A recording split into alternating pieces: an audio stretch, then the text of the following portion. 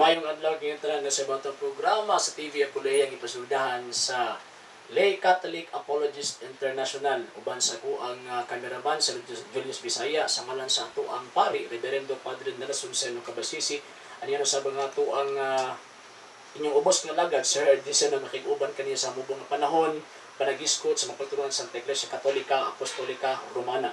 So karon mga higala may so natuwa na pong tubagon ang lain na pong pangutana actually sa kanang mga pangutana nga nasulat ika-5 na ni siya kagitawag og question unya na ni sa bahin sa tuang gitawag og apoloheia katong ato ang manual na sa Christology or the two natures of Christ.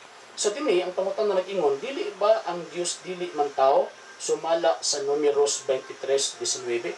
So kung ato ang tan-awon ang balaang kasulatan ginagamit ni sa tuang mga higala nga Iglesia ni Cristo nga nagpamatuod daw kuno nga si Kristo dili Dios tungod kay ang Dios dili man gitawag og tao 23:19 nag-ingon ang balaang kasulatan ang Dios dili tao kunya kung sila ang babasahon butangan nila og period nag-ingon dinhi ang Dios dili tao kunya butangan og period di na nila ipadayon nga naman kay kung ilang ipadayon ang buti pasabot mahitabo nga masakpan sila sa bakat nga ilang mga gipundudlo. So unsa man di ay butang nga wa nila gipadayon sa ilang pagbasa. Nag-ingon 23:19. Ang Dios dili tao, busa dili siya mamakat. Nya kay ang tao bakapon man. 3:23-24 sa Roma. So mo nang ang tao di gid mahitabo nga mamahimo siyang Dios kay bakapon man siya kay ang Dios dili man bakapon. Nang atong balikon pagbasa kini ginakot ng sipas. Ang Diyos dili tao, busa dili siya mamakat. So, ato ang tan-awon, estudyuhan yung ilang giingon nga ang Diyos dili tao. Remember, nga sa pagsulti sa Diyos niini, wala pa nahimong tao ang anak. O tama lang nga musulti ang Diyos na siya dili tao. O niya, naay qualification, busa dili siya mamakat. Question, mahaong ba nga ito kang Ginoo sa Kristo arong pag-pray ba nila nga si Kristo gitawag og dili Dios o niya 1 Pedro 2:21-22 ato ang patalinguhugan ang nakasulat sa balaang kasulatan mga igsoon nagingon gitawag kamo sa Dios aron mag-antos kay si Kristo nag-antos man tungod kaninyo ug naghatag kaninyo panag-ingnan aron inyong sundon wala siya makasala ni mamakat. So kung ang Dios dili tao nga magbakak, si Kristo walay bakak. So therefore si Kristo Dios. So manong nasulti man to? Di ba niyong ganina nga wala pa man siya nahimong tao.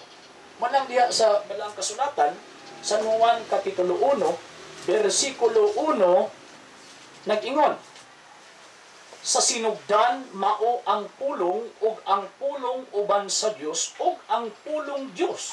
Wala pag-isgutan din ang iyang pagkatao kay ni anang panahon na sa sinugdan wala pa may unod, wala pa may bukog, wala pa may lawas kining Dios nga anak nga nakig-uban sa Dios nga amahan. Apan wala mo hunong ang kasaysayan ni Kristo ni anang patawag anang puntuhag gani ang 14 and the word was made flesh and dwelt among us ug ang pulong nahimong tao ug mipuyo uban kanato. Una ko na to ang bantayan nga sa wala pa nahimong tao si Kristo, sa wala pa ito nahitabo nga ang pulong nahimong tao, sa wala pa ni adto si Kristo sa kalibutan, na kay istorya sa iyang amahan.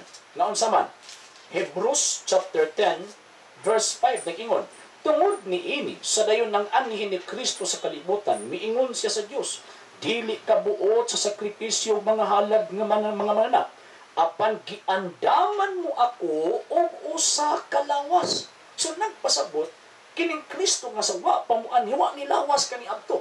Apan ang Dios nag-andam kaniya og lawas aron siya magbaton niini ug aron gamiton niya pagluwas sa gitawag og tanang tao.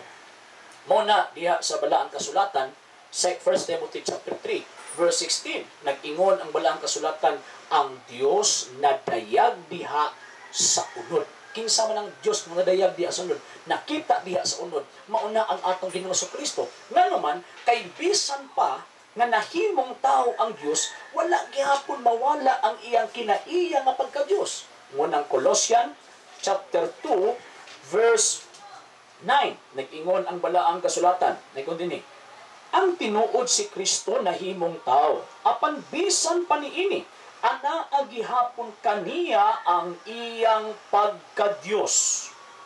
So kadtong nahimong tao, kay naaman dito ang pagka-Diyos, mao to ang Diyos. Dito pwedeng inon nimo nga dito Diyos.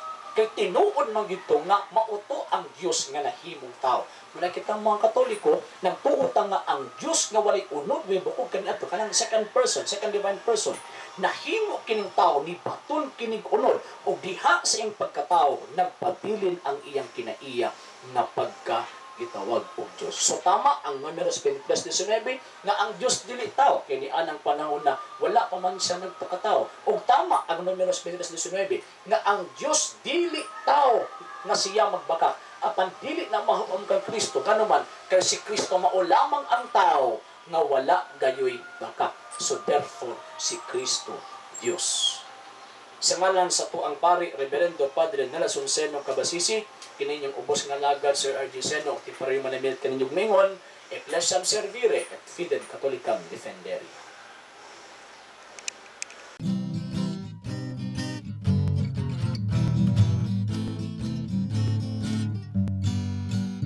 Santa Iglesia Katolika, mao ang katilingban sa mga binunyagan nga tanan, ngaming ila sa Santo Papa sa Roma, nagisugo ni Jesucristo sa pagmando dinhi sa yuta, aron kitang tanan makapahimulos sa gingharian sa Dios.